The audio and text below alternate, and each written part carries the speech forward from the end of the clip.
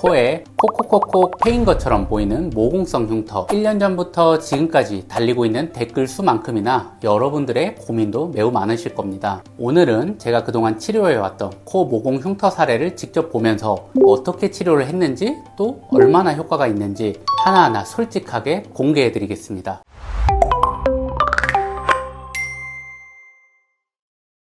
자, 오늘 원장님께 여쭤보고 싶었던 주제는 바로 원장님만의 모공치료 방법입니다. 특히 코에 이렇게 작은 구멍들이 송송송송 흉터처럼 남는 게 진짜 신경 쓰이잖아요. 피부과 의사 생활 16년, 제가 지금까지 치료한 모공 케이스가 2만 건이 넘습니다. 그 중에서 특히 코 모공 때문에 고민이신 분들이 정말 많습니다. 우리가 코 모공 흉터를 보면은 사람마다 다 비슷해 보이지만 실제 보면은 개인별로 조금씩 다른 형태를 가집니다. 깊이도 다르고 모양도 다르고 피부 특징도 다르고 그런 각각의 형태와 특징마다 추천되는 치료법도 다 다르기 때문에 그러다 보니 환자분들은 본인한테 맞는 치료가 어떤 건지 어떤 시술을 받아야 되는지 궁금할 수밖에 없고 그러다 보니 지금까지도 계속 많은 질문이 달리는 것 같습니다. 오늘은 제가 실제 저희 병원에서 제가 직접 치료한 3가지의 모공성 흉터 치료 케이스를 가져와 봤는데요.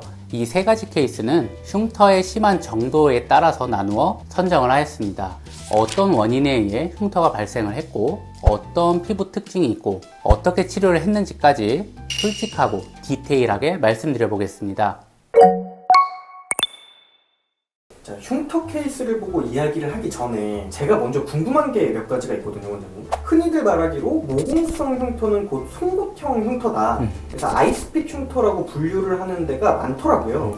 근데 원장님께서는 좀 다르게 구분을 하시는 것 같더라고요. 사실 흉터 구분이 매우 애매한 경우가 많습니다. 우리가 많이 사용하는 방법 중 하나가 롤링 흉터다, 박스 흉터다, 아이스픽 흉터다, 이런 구분법 한 번쯤은 들어보셨을 겁니다. 사실 이 구분은 1984년도에 처음 나온 구분법인데 이걸 지금까지 아직도 사용을 하고 있는 겁니다. 근데 실제 보면은 흉터라는 게 애매한 경우도 많아서 롤링 흉터와 박스 흉터가 섞여 있는 경우도 있고 아이스픽 흉터와 모공성 흉터가 섞여 있는 경우도 있고 애매한 경우의 형태가 많이 있습니다. 그러다 보니까 저 같은 경우는 흉터를 좀 더 세분화해서 나름대로 좀 더 디테일하게 구분을 해서 사용을 하고 있습니다. 실제 모공과 비슷한 흉터에는 일반적인 모공과 모공성 흉터 그리고 아이스픽 흉터가 있습니다.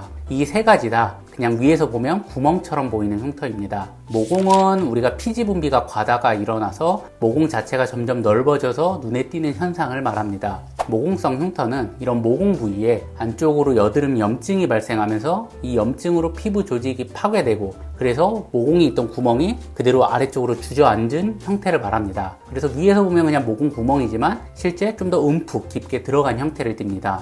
아이스픽 흉터도 여드름 염증에 의해서 발생하는데 모공성 흉터보다 좀 더 깊게, 그래서 흉터가 깊고 날카롭게 패인 흉터 모양을 띱니다. 이런 흉터 모양에 따라서 다 치료의 접근법과 시술 방법이 달라지기 때문에 디테일하게 구분을 하는 게 매우 중요하겠습니다.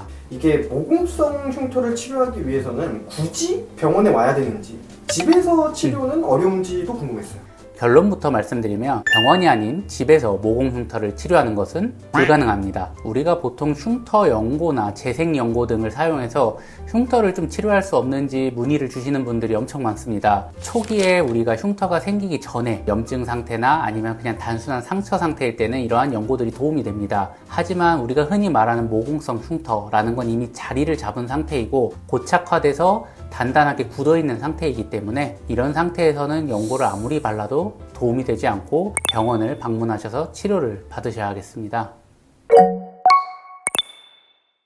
원장님께서 가장 먼저 소개해 주실 코는 어떤 코인가요? 제가 첫 번째 치료 케이스로 보여드릴 사례는 가장 우리가 일반적으로 많이 볼 수 있는 모공성 흉터입니다. 이 환자 사진을 보시면은 코에도 모공이 있고 볼에도 모공이 있는데 중간중간 조금 깊어 보이는 모공성 흉터들도 같이 섞여 있습니다. 20, 30대에서 사실 이런 환자분을 되게 많이 마주칠 수가 있는데요. 이분의 피부를 보면은 기본적인 모공과 모공성 흉터들이 쫙 깔려 있고 피부가 조금 얇은 특성이 있습니다. 이런 경우는 우리가 대표적으로 많이 알려져 있는 모공 치료 장비들을 사용을 하면 됩니다. 보통 우리가 많이 들어본 게 피코프락셀 레이저, 포텐자, 주베룩 이런 것들을 많이 들어보셨을 텐데요. 실제 저는 이 환자분을 피코프락셀 레이저와 레가또 그 두 가지를 메인으로 사용을 했고 중간중간 포텐자와 주베룩을 병행을 하였습니다. 물론 이런 기본적인 장비를 사용하더라도 단순하게 마구잡이로 쏜다고 다 효과를 보는 것은 아니고 피부의 두께와 모공의 형태 등을 면밀히 분석을 해가지고 적절한 강도와 적절한 깊이로 쏴야지 좋은 효과를 볼 수가 있겠습니다. 그러면 원장님, 이분 같은 경우는 총 몇 회 시술을 진행하셨을까요? 이분은 총 8회 치료 시술을 진행했습니다. 사진을 보시면은 전체적으로 코와 볼에 있는 모공과 모공성 흉터들이 많이 개선된 것을 볼 수가 있습니다. 환자분 또한 평상시에는 비비를 바르고 해야지 좀 가려졌다고 했는데 지금은 생얼로 다녀도 모공이 잘 보이지 않는다고 매우 좋아하셨습니다. 다음 보여드릴 두 번째 사례의 치료 난이도는 상입니다. 사진을 보시면은 이분은 모공과 모공성 흉터 자체가 꽤 많이 깊습니다. 그리고 주변에 홍조도 같이 깔려 있는 것이 관찰됩니다. 실제 이분은 60대 여성분인데 다른 병원에서 모공을 치료하기 위해서 갔다가 오히려 부작용을 얻어서 모공도 더 깊고 심해지고 홍조까지 발생을 했다고 합니다. 사진을 보시면은 이제 모공성 흉터가 있고 주변에 홍조가 있고 이제 이런 여러 가지 문제점들이 있기 때문에 치료 계획을 잘 수립하는 게 중요하겠습니다. 탄력이 떨어진 나이가 좀 있으신 분이기 때문에 고주파 레이저인 시크린 레이저와 피코프락셀 레이저 그리고 미라젯과 주베룩 그리고 홍조를 개선하기 위한 V빔 퍼펙터를 사용했습니다. 시크린 레이저는 이제 고주파 장비라서 전반적인 모공을 좀 개선을 시키고 탄력도 개선을 시켜주고요. 피코프락셀 레이저는 좀 깊은 흉터에 섬유화된 유착을 좀 풀어주는 역할을 합니다. 그리고 미라젯과 주베룩은 깊게 패인 부위를 약물을 이용해서 차오르게 도와주고 V빔 퍼펙터는 전반적인 홍조를 개선시켜줍니다.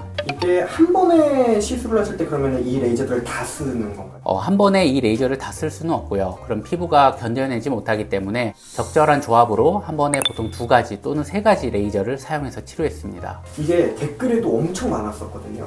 지금 이 사진처럼 붉은 기운과 더불어서 검붉은 자국이 있는데 이것도 같이 좋아질 수 있는지 물어보신 분들이 진짜 많았습니다.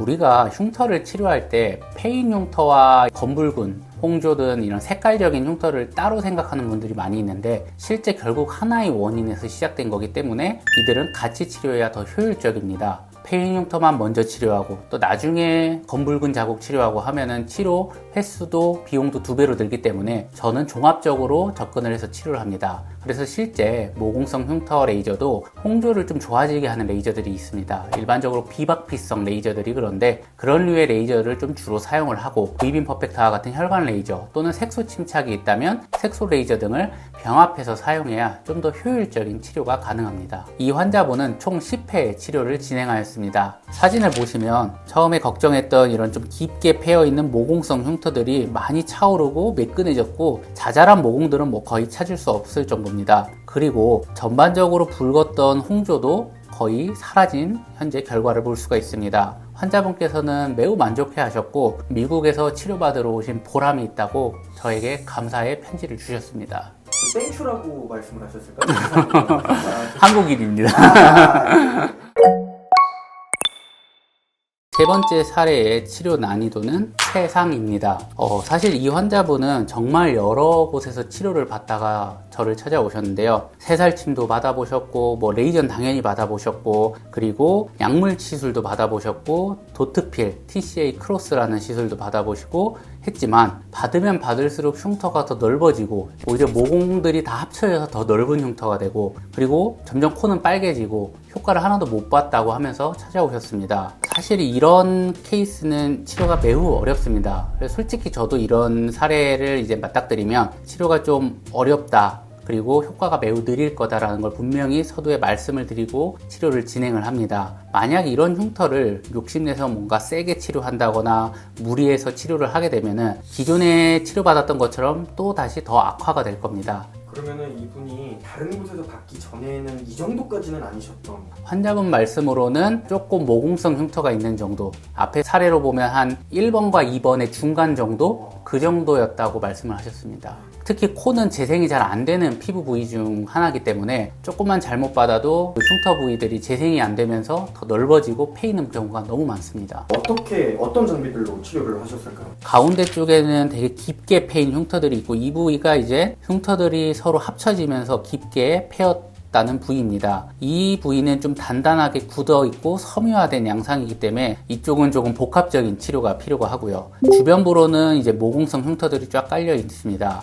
그래서 이런 분을 치료할 때는 여러 가지 레이저가 필요합니다. 가운데 단단하게 굳어 있는 부위를 풀어주기 위해서 이제 피코프락셀 레이저나 울트라펄스 앙코르라고 하는 레이저를 사용을 해볼 수가 있고요. 주변 전반적인 모공성 흉터를 개선하기 위해서는 고주파 계열의 장비인 포텐자라는 장비를 사용했고, 또한 코에 홍조가 있기 때문에 V빔 퍼펙타를 함께 사용해서 치료했습니다. 이분은 총 10회 시술을 진행했고요. 사진을 보시면은 전체적으로 좀 좋아지긴 했지만 앞에 두 케이스와는 다르게 눈에 띄게 좋아졌다고 솔직히 말을 할 수는 없습니다. 이는 처음에 예상했던 것처럼 이분은 너무 무리해서 빠른 속도로 개선되는 그런 치료를 절대 할 수가 없습니다. 그러면 흉터가 분명히 더 넓어지고 심해졌을 겁니다. 그래서 느리지만 부작용이 없이 개선될 수 있도록 치료를 했고요.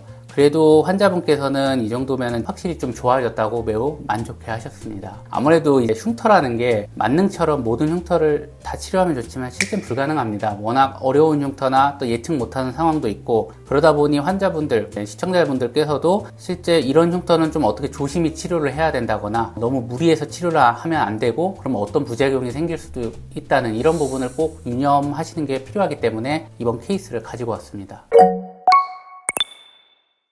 오늘은 그동안 저희 채널에서 많이 다뤄왔던 코 모공성 흉터에 대해서 치료 사례를 중심으로 설명을 드려봤습니다. 저 나름대로 여러분들께 도움을 드릴 수 있는 케이스를 좀 간추려 가지고 가져왔지만, 여드름 흉터 치료는 개인마다 흉터의 모양, 깊이, 그리고 피부 특징이 다 다르기 때문에 고려해야 할 요소가 굉장히 많습니다. 그렇기에 제가 말씀드린 방법이 모든 피부에 동일하게 적용되는 것이 아니라 개인마다 진단, 시술에 있어 차이가 있다는 점을 알아주시기 바랍니다. 오늘의 내용 도움이 많이 되셨다면 구독과 좋아요, 알림 설정까지 부탁드립니다.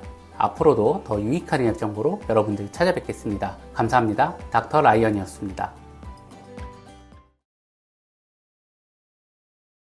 여러분의 피부에 있는 크고 작은 다양한 흉터의 모양을 인터넷에 그대로 적을 수도 없고, 흉터를 알아보자니 용어들도 너무 어렵고 그동안 고민이 많으셨을 텐데요. 오늘은 제가 16년 피부과 의사 생활을 하면서 봐왔던 수만 개의 흉터를 근거로 여러분의 흉터는 어떤 흉터인지, 어떻게 치료할 수 있는지 이 영상으로 쉽고 명확하게 정리해 보겠습니다.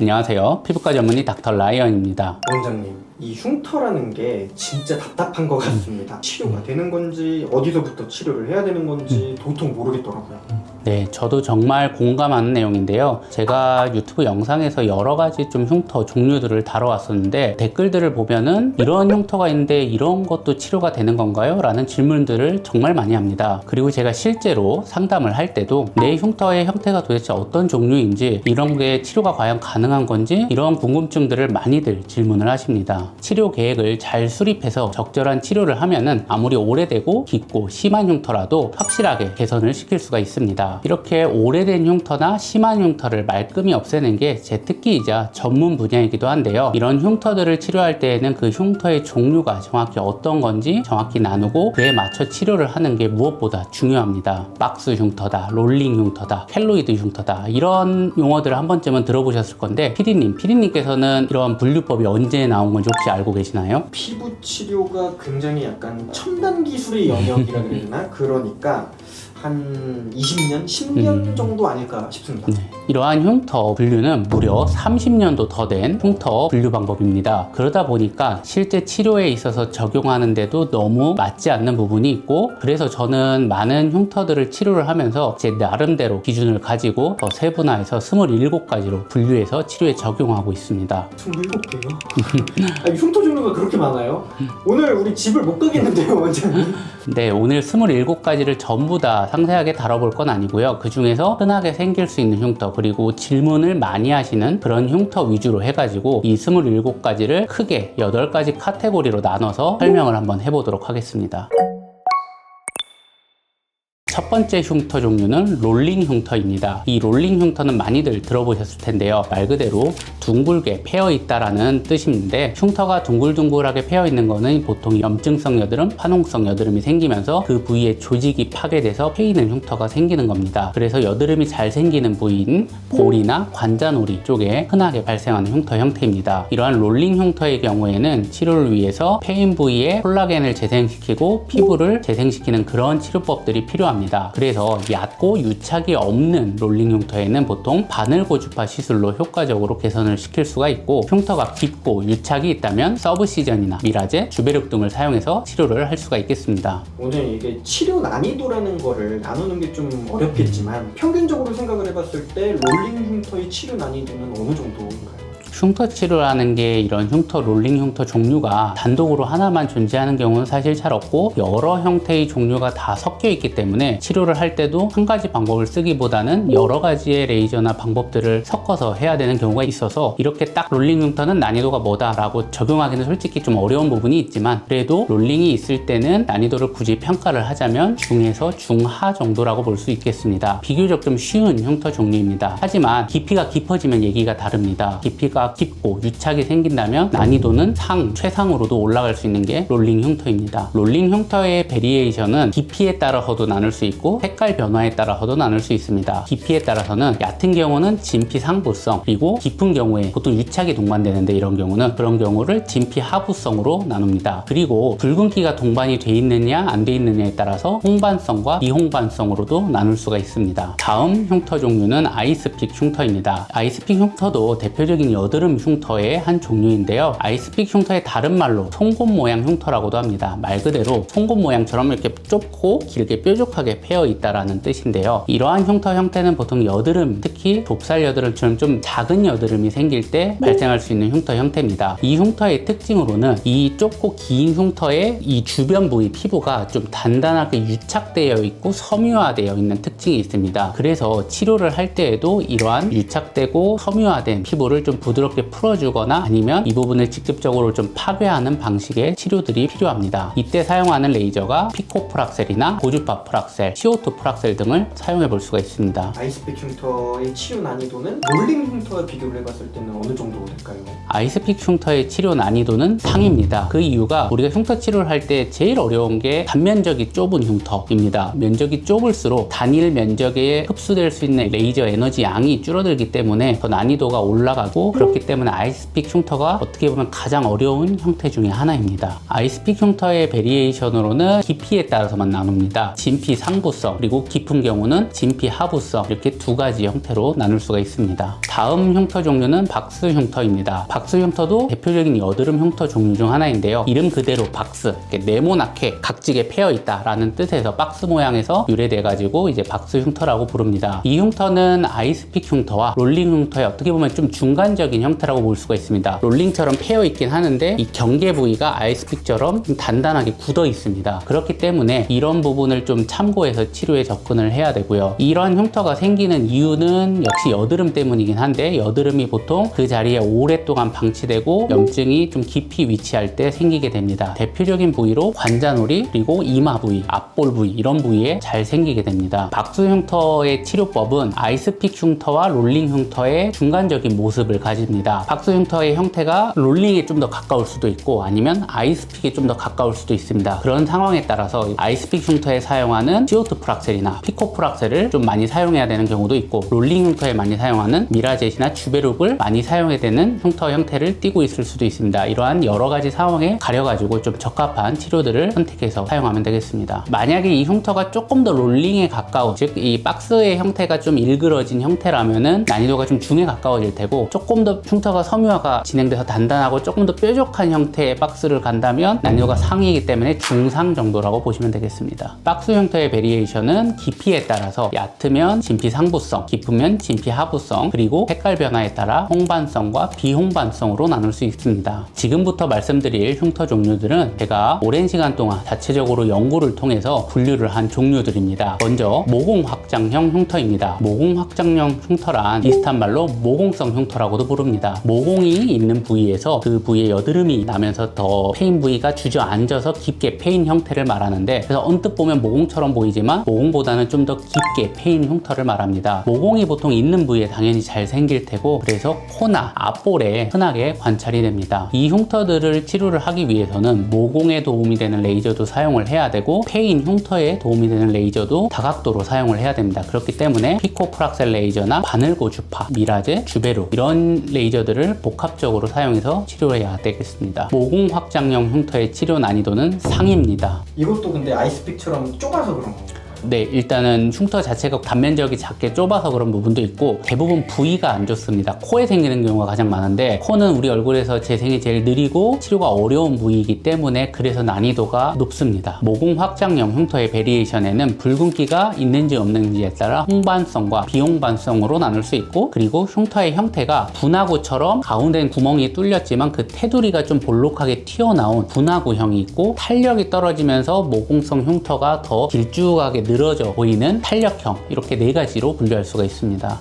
다음 말씀드릴 흉터는 비대증 흉터입니다. 비슷한 용어로 비대성 흉터, 비구성 흉터, 다양한 이름으로 불립니다. 이 흉터는 말 그대로 튀어나온 흉터를 말합니다. 대표적인 부위가 가슴이나 어깨, 코, 턱 이런 부위들의 특징이 뭐냐면 피부가 단단하고 질깁니다. 비대증 흉터의 치료는 이 흉터에 튀어나온 부위를 깎거나 아니면 이 흉살 덩어리 부분을 분해시켜서 들어가게 만드는 원리로 치료를 하고, 사용하는 레이저로는 CO2 레이저나 CO2 프락셀 레이저, 바늘고 주파, 피코프락셀 레이저 등을 사용할 수가 있고, 약물로는 트리암 주사가 있습니다. 비대증 흉터의 치료 난이도는 중입니다. 그래도 튀어나온 부분을 들어가게 하는 치료는 그렇게 어렵지 않게 가능하기 때문에 무난하게 좋아지는 경우가 많습니다. 비대증 흉터의 베리에이션으로는 튀어나온 게 좀 불룩하게 넓게 나온 이제 언덕형이 있고, 단단하게 볼록 튀어나온 결절형, 그리고 색깔이 빠져서 흰색으로 보이는 백색형이 있습니다. 다음 설명드릴 흉터 종류는 켈로이드 흉터입니다. 켈로이드 흉터라는 용어는 많이들 들어보셨을 텐데요. 켈로이드란 흉터가 볼록 튀어나오면서 붉게 변한 성질의 흉터를 말합니다. 켈로이드 흉터의 치료는 튀어나온 부위를 들어가게 하는 치료와 붉어진 부위를 붉은색을 빼는 치료들이 필요합니다. 그래서 붉은기를 빼는 데 쓰는 V빔 퍼펙터 혈관 레이저가 보통 많이 사용되고, 튀어나온 부위를 들어가게 하기 위해서는 트리암 주사라는 걸 많이 사용합니다. 치료 난이도는 보통 중 정도이지만 부위에 따라서, 예를 들어 어깨나 가슴이나 이런 부위 그리고 크기에 따라서 난이도는 최상으로도 갈 수도 있습니다. 이거는 베리에이션이 없는 거죠? 네, 베리에이션은 따로 없습니다. 다음 설명드릴 흉터 종류는 무늬점 흉터입니다. 무늬점 흉터라는 것은 점박이 무늬처럼 이렇게 붉게 동글동글하게 이제 자국이 있는데, 그 부위에 이제 미세한 염증이 동반돼 있어서 이게 오돌도돌 볼록볼록하게 좀 경계가 뚜렷한 붉은 형태로 보입니다. 보통은 여드름이 이제 계속 같은 자리에 반복해서 오래 생기는 분들이나 아니면 모공성 피부가 발달된 분들한테서 흔하게 관찰되는 흉터 종류입니다. 치료 방법은 이 미세한 염증을 가라앉혀주는, 즉 여드름으로 인해 생기는 경우가 가장 많기 때문에 여드름에 쓰는 먹는 약을 쓴다거나 바늘고 주파 시술을 이용해 염증을 가라앉혀주고, 붉은 자국은 혈관 레이저, V빔 퍼펙터를 사용을 해볼 수 있습니다. 치료 난이도는 하에서 중하 정도로 그래도 무난한 흉터입니다. 무늬점 흉터의 베리에이션은 두 가지가 있는데, 융기형, 살짝 염증이 튀어나온 형태가 있고, 거의 평평한 평평형, 이렇게 두 가지로 나눌 수가 있습니다. 마지막으로 말씀드릴 흉터 종류는 색조 변화형 흉터입니다. 색조 변화형 흉터란 말 그대로 색깔이 변화된 흉터이고, 흉터가 튀어나오거나 패이거나 하는 질감의 변화는 없는 양상을 말합니다. 상태에 따라서 검거나 갈색으로 보이는 이제 색소 침착으로 보이는 경우도 있고, 빨갛게 보이는 경우도 있고, 이제 여러 가지 형태가 발생할 수가 있습니다. 치료 방법은 각각의 이제 상태에 맞게 치료를 하면 됩니다. 만약에 색소 침착이 발생을 하면은 색소 레이저를, 혈관이 발달해서 붉게 보이면 혈관 레이저를, 치료 난이도는 그래도 비교적 높낮이의 변화와 같은 질감의 변화가 없기 때문에 하에 속합니다. 베리에이션으로는 붉게 변하는 홍반형, 검게 변하는 색소 침착형, 색깔이 오히려 빠져서 하얗게 보이는 저색소형, 그리고 이러한 것들이 혼합돼서 생기는 혼합형, 이렇게 네 가지가 있습니다.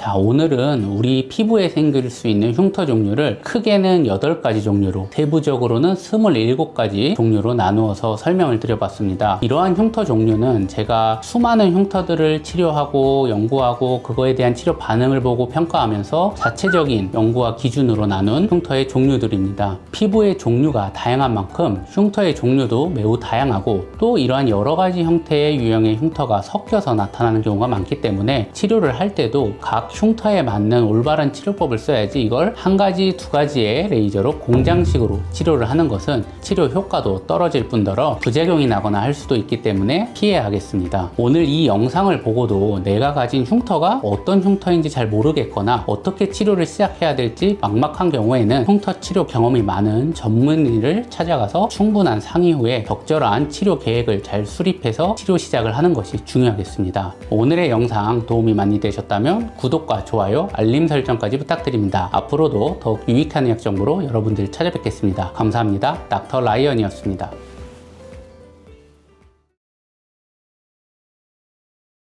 안녕하세요. 피부과 전문의 닥터 라이언입니다. 원장님, 오늘은 카메라 대수를 다른 날보다도 더 많이 세팅을 했습니다. 네, 그러게요. 오늘따라 카메라도 이렇게 많아져서 좀 더 긴장되고 좀 부끄럽기도 하네요. 오늘 이렇게 세팅을 한 이유가 있는데요. 저희 제작진 분 중에 평소에 여드름 흉터 때문에 고민이 많았던 분이 한 분 계셔가지고 오늘 특별히 여드름 흉터 고민을 어떻게 해결하는지 촬영을 해보고자 제가 이렇게 카메라를 많이 준비를 해봤습니다. 저는 또 이렇게 카메라를 준비했길래 PD님께서 드디어 좀 뽀띠 시술을 원하시나 하고 본색을 드러내시나 그런 생각을 조금 했었습니다. 아이, 제가 그 정도로 양아치는 아닙니다. 그러면은 저는 이만 퇴장을 하고 환자분을 모셔볼 테니 편하게 상담을 한번 부탁드립니다. 네, 알겠습니다.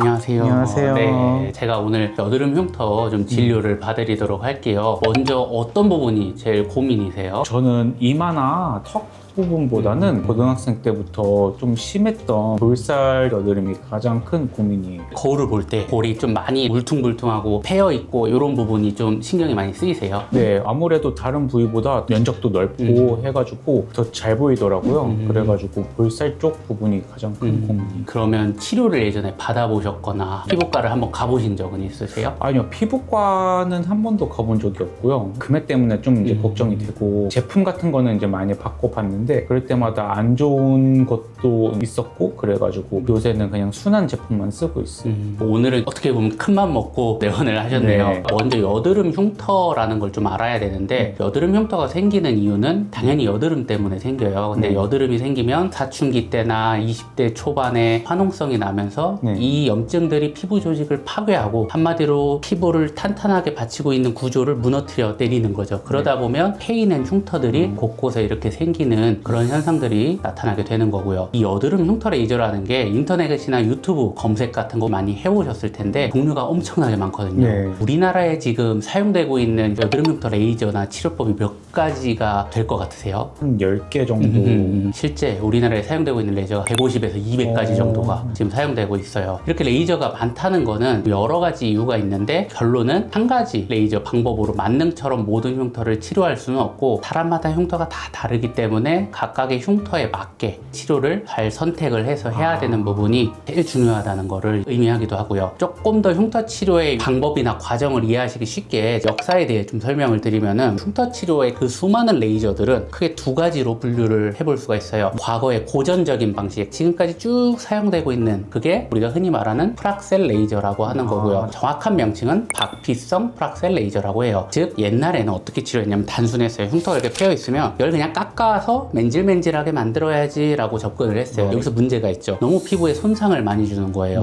그러다 보니까 부작용도 많이 나고 피부도 얇아지고 효과도 잘 나타나는 사람도 있지만 재생이 잘 안 돼서 오히려 효과를 못 보는 분도 있고 이러다 보니까 피부과 의사들이 뭔가 개선된 방법을 만들어야겠다라고 해서 한 10년 전부터 한번 변혁이 일어나요. 그래서 레이저들이 깎는 게 아니라 진피라고 하는 안쪽부터 재생을 시키는 방식을 사용을 하기 시작하고 깎지 말고 재생을 시키자. 그래서 비박피성 레이저라는 방식들이 나오기 시작하고 되게 다양한 레이저들이 있어요. 여기에 뭐 비코 프락셀이라는 것도 있고 바늘고주파도 있고 미라젯이라는 것도 있고 이런데 그래서 요즘의 방식들 같은 경우에는 조금 더 진보된 방식이기 때문에 부작용이 생기는 확률도 줄어들고 일상생활 하는데도 크게 불편하지 않고 통증도 별로 없고 결과도 더 좋게 나오고요. 아. 그래서 저는 요즘 방식의 레이저를 위주로 치료를 하고 있어요. 다양한 레이저가 있지만 요즘 가장 최신의 방법 중에 하나가 미라젯이라는 레이저고, 이 미라젯이라는 레이저는 흉터를 재생하는 약물 중에 주베룩이라고 하는 좀 생소한 이름이 있는데, 이 약물을 바늘 없이 레이저의 힘으로 피부 속에 주입을 해주는 장비예요. 그래서 레이저를 딱 쏘면은 약물이 피부 속에 쏙쏙쏙쏙 들으면서 흉터를 재생해주는 그런 이제 레이저까지 현재는 사용이 되고 있어요. 그래서 제가 한번 흉터를 보고 분석을 해보도록 하겠습니다. 제가 이 확대경을 통해서 좀 볼 거고요. 네.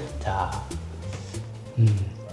일단은 흉터들을 보면은 분류가 중요한데, 우리가 인터넷 보면은 크게 세 가지 흉터로 대부분 분류를 해요. 반대쪽 한번 보실게요. 박스 흉터다, 롤링 흉터다, 아이스픽 흉터다, 이런 표현들을 보통 많이 쓰는데, 저도 그 분류를 쓰지만 조금 더 디테일하게 이제 세분화를 하다 보면은 한 30가지 정도 가까이의 흉터로 분류를 할 수가 있고, 그 흉터 분류에 따라서 좀 더 치료법들이 달라져요. 지금 철민님의 흉터 같은 경우에는 우리가 흔히 말하는 박스 흉터라고 하는 이렇게 각져 있는 흉터로 패여 있는 거예요. 이런 흉터들이 멀리서 보면은 좀 또렷하게 흉터가 패인 게 더 보이기 때문에 미관상 스트레스를 많이 받게 돼요. 맞아요. 자, 제가 사진을 하나 보면서 좀 설명을 드려볼게요. 철민님 흉터를 사진을 좀 촬영을 해 놓은 건데요. 보시는 것처럼 흉터들이 이렇게 뚜렷하게 폭폭폭 패여 있는 게 관찰되고요. 이 박스 흉터도 깊이에 따라서 진피 상부층이냐 하부층이냐 다양하게 나눌 수 있는데, 지금 깊이는 진피 중부에서 하부까지로 조금 깊이가 있는 흉터고요. 이런 거는 이제 아이스픽 흉터라고 해서 구멍 같은 흉터인데, 이런 것도 조금 섞여 있지만 대부분은 박스 흉터와 진피 하부성의 이런 흉터들이 섞여 있다고 보시면 되겠어요. 이런 경우에 다양한 치료법들을 생각해 볼 수 있는데, 가장 1순위로 좀 해볼 수 있는 방법은 미라젯이라고 하는 레이저로 오늘은 제가 좀 사용을 해볼 거예요. 미라젯은 아까 말씀드린 것처럼 흉터 재생 약물을 피부 속에 바늘 없이 주입하는 장비인데, 패여 있는 부위에 레이저를 뽕 쏘면은 약물이 쏙 들어가면서 타오른다고 보면 돼요. 통증도 그렇게 안 심하고, 하고 나서도 붉은기도 3, 4일 이 정도밖에 안 가고, 일상생활 뭐 운동이나 샤워나 출근도 하셔도 되고 해서 불편함 없이 치료가 가능해졌습니다. 그리고 흉터를 치료하면 과연 얼마나 좋아질 수 있을까, 이런 부분을 제일 궁금해 하시는데요. 제가 예를 하나 보여드리면서 좀 설명을 드릴게요. 철민님이랑 가장 비슷한 흉터로, 이분도 보면 관자놀이부터 뺨까지 움푹움푹 들어가 있는 흉터들이 많이 보여요. 그때 이제 미라젯을 치료를 하면서 이런 식으로 흉터가 좀 많이 부드러워지고 개선이 된 게 뚜렷하게 보여요. 그리고 철민님의 흉터를 제가 좀 미리 사진을 받아서 얼마나 좋아질 수 있을까를 AI를 이용해서 분석을 해봤습니다. 아까 오른쪽 뺨에 이런 식으로 깊이 패여 있는 흉터들이 있는데, 5에서 10회 정도의 치료를 통해서 7, 80%까지도 개선이 될 수 있거든요. 이 흉터들이 이런 정도 느낌까지 좋아질 수 있다. 깐 달걀처럼 완전히 맨질맨질하게는 어렵지만, 거울을 봤을 때 많이 차올랐고 많이 피부가 부드러워졌다라는 부분을 느낄 수가 있을 거예요. 아무래도 피부다 보니까 시술을 하면서 많이 아플 것 같은데, 아픔의 강도는 어느 정도 될까요? 평상시에 그러면은 주사를 맞거나 뭐 혈액 검사를 하거나 그런 건 잘 맞으세요? 네. 그러면은 잘 하실 수 있을 겁니다. 마취연고를 바르고서 시술을 할 때 레이저를 쏘게 되면 좀 따끔따끔한 느낌이 드는데, 느낄 때 따끔해 이렇게 느끼는 정도지만 나 못 참겠어 이런 느낌은 아니고, 실제로 받으셨던 분 중에 내가 아파서 못 하겠어요 라는 분 제가 딱 한 분 봤어요. 그분은 주사도 못 맞으세요. 그러셨던 분이 유일하고, 이 치료를 받았던 제일 어린 나이 9살, 10살 초등학생도 있을 정도니까 잘 받으실 수 있을 거예요. 치료 효과가 어느 정도 영구적인지가 궁금하거든요. 흉터라는 부분은 콜라겐을 재생하고 세포를 재생하면서 차오르면 기본적으로 영구적이에요. 근데 우리가 나이를 먹으니까 노화가 이루어지죠. 그래서 치료를 받고 나서 좋아져도 나이가 조금 들면 당연히 안 좋아지는 쪽으로 가기 때문에 심해지는 느낌을 받기는 하지만 원래대로 돌아가고 그런 거는 아니니까 걱정 안 하셔도 괜찮겠습니다. 시술 후에 제 사진이 너무 괜찮아서 그런데 이 정도 되려면은 몇 번 정도의 시술을 거쳐야 되는 걸까요? 최소 5회에서 10회 정도를 생각을 하는데, 그래도 좀 완성도를 생각을 한다면 10번 정도 치료를 좀 집중적으로 받으면은 이 정도 효과를 기대해 볼 수 있을 거예요. 자, 그럼 오늘 제가 잘 치료를 한번 진행을 해드리고 편안한 치료를 모시도록 하겠습니다. 한번 우리 화이팅 해보도록 할까요? 하나, 둘, 셋, 화이팅! 저희가 이제 시술실로 왔습니다. 아까 상담 때도 설명을 잘 해주셨지만, 그래도 이제 직접 장비를 보여주시면서 한번 어떻게 치료가 이루어질지, 시술 전에 세팅은 어떻게 될지 그것도 설명을 좀 해주시죠. 지금 제 오른쪽에 놓여있는 이 장비가 미라젯입니다. 이 미라젯을 사용할 때 가장 처음에 중요한 것은 제트 압력이라고 하는 것을 잘 잡는 것이 필요합니다. 그래서 먼저 제가 그 과정을 보여드리도록 하겠습니다. 자, 지금 이렇게 좀 강한 째지는 듯한 소리가 나는데요. 이게 힘이 없을 때, 제트 압력이 잘 안 만들어졌을 때는 약간 힘없는 소리가 납니다. 하지만 지금은 제트 압력이 잘 만들어졌기 때문에 이런 강한 소리가 나는 겁니다. 지금부터 이 미라젯 장비를 이용해가지고 철민님의 흉터를 치료를 할 건데요. 흉터를 보면 아까 말씀드린 것처럼 볼에 폭폭 패어있는 박스 모양의 흉터들이 있습니다. 그러면 이 레이저를 직접 그 페인 부위에 조준을 해서 쏘게 되면은 흉터 부위가 바로바로 약물이 들어가면서 차오르는 것을 확인할 수 있습니다. 그럼 이제부터 직접 시술을 보여드리면서 설명도 한번 해드려 보도록 하겠습니다. 긴장하시지 마시고요. 제가 안 아프게 잘 시술해 드리도록 하겠습니다. 미라젯 시술을 할 때는 강도가 세팅이 중요한데 환자분들마다 피부의 조직의 단단함이나 두께가 다 다르기 때문에 이걸 그냥 동일한 강도로 쏘는 게 아니라 본인한테 맞는 강도를 잘 찾는 게 중요합니다. 그래서 제가 초반에는 강도를 찾는 과정이 좀 있을 겁니다. 시작을 해보겠습니다. 따끔따끔 하세요.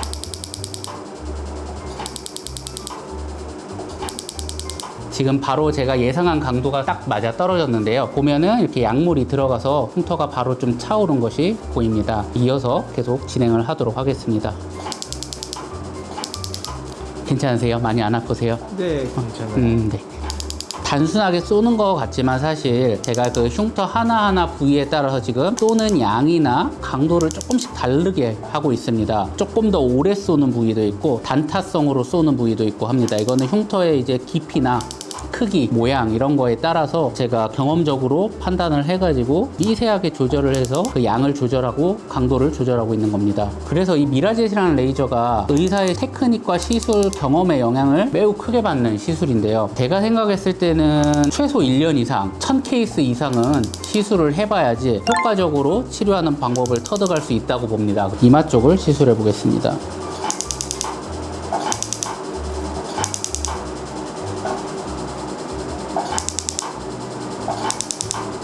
이어서 치료를 해보겠습니다.